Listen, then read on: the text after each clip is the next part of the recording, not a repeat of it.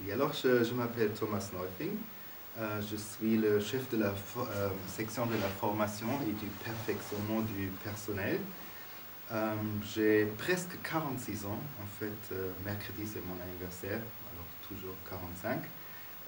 Alors, je suis allemand et je suis venu ici à Genève il y a 4 ans.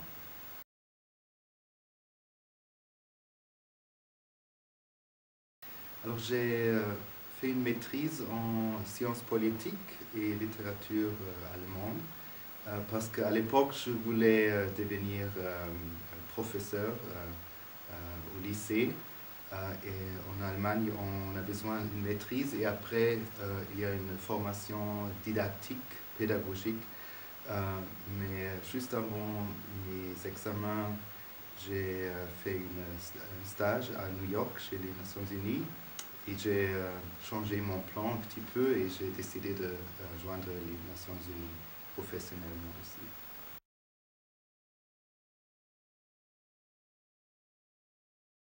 Alors ici à Genève, nous avons à peu près 3500 clients. Ça veut dire 3500 fonctionnaires des Nations Unies, alors le secrétariat de l'ONU.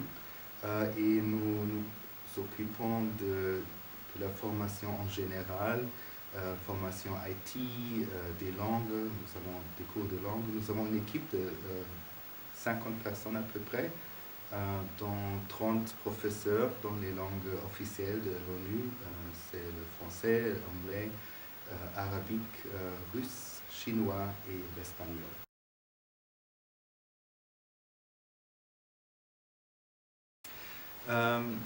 Alors, comme je dis, je voulais devenir professeur.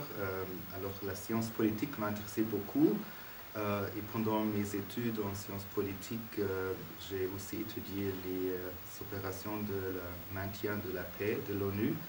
Et tout à coup, j'étais vraiment pris par ce sujet. Et après le stage à New York, j'ai changé mes plans et j'étais exposé aux équipes internationales de l'ONU et ça m'a fait beaucoup de plaisir de travailler avec des gens de tout le monde.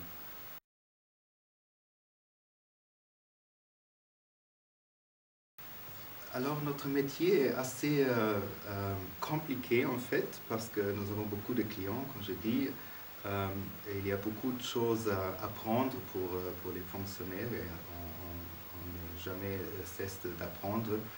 Et les technologies évoluent très rapidement aussi.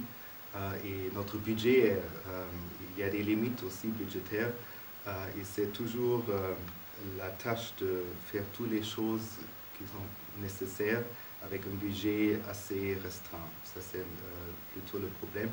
Mais en général, ça fait beaucoup de plaisir de travailler avec les gens et on donne des cours et après les cours, on voit des améliorations et les gens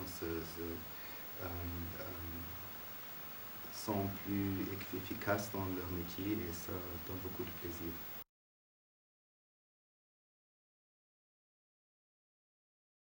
Oui, tout à fait, parce que nous donnons des cours dans plusieurs terrains en fait. Alors c'est la formation en IT et les cours de langue, mais aussi beaucoup de cours dans le management, parce que nous avons beaucoup de managers, de superviseurs qui mènent des équipes assez grandes, mènent des budgets assez grands aussi, et c'est pas tout à fait évident de le faire comme on est jeune, alors ça prend du temps et ça prend des compétences aussi qu'on doit développer. Alors c'est assez compliqué, il y a beaucoup de choses différentes, mais aussi si on a une équipe assez grande avec 50 personnes, ça donne beaucoup de travail aussi en termes de gérer les ressources humaines dans l'équipe, les budgets aussi, et en même temps le contenu des différents cours qu'on offre. On doit être au courant qu'on offre et on doit être un expert dans ce domaine-là, mais en même temps aussi un expert dans le management aussi, les deux choses ensemble.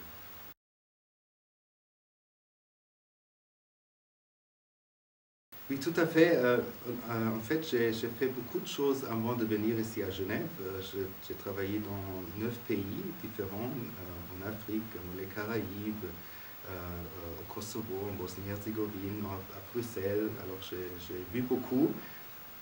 J'ai fait un projet à Sarajevo, la capitale de Bosnie-Herzégovine, parce qu'autour de la ville, il y a eu presque plus de forêt, des arbres. Et j'ai fait un projet là-bas où on a planté 500 000 arbres autour de la ville pour éviter aussi comment on dit, les landslides quand il pleut.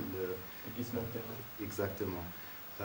Et 10 ans après, j'ai fait une visite à Sarajevo et les arbres au début c'était comme ça et maintenant ils sont presque 1,5 m.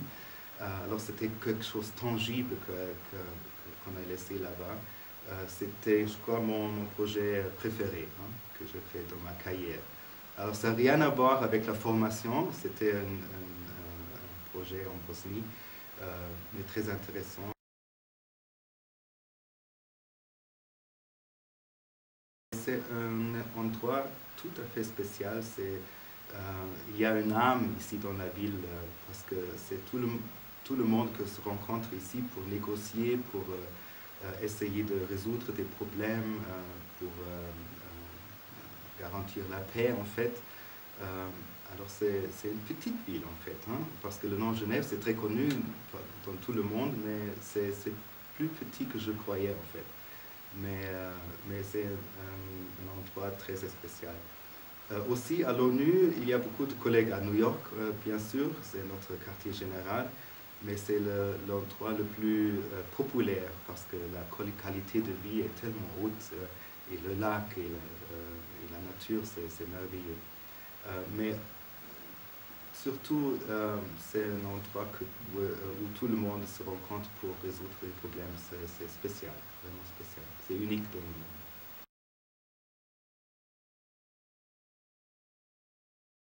Je crois que c'est important d'établir lui-même, ou soi-même, que ça veut dire une carrière internationale, parce que ça veut dire de déménager de temps en temps. On ne reste pas à Genève toute la vie. Moi aussi, parfois je suis déménagé dans des pays assez difficiles et c'est très, très difficile d'intégrer la vie privée avec la vie professionnelle. Et on doit se rendre compte que c'est un problème, c'est pas tout à fait facile. Mais quand même, la satisfaction qu'on peut avoir avec ce type de travail, c'est énorme. Hein. C'est le sens du travail, c'est énorme. C'est pas le privé, le secteur privé, c'est aussi très important, mais je crois qu'on peut sauver des vies sur le terrain, surtout, ça donne une satisfaction très spéciale.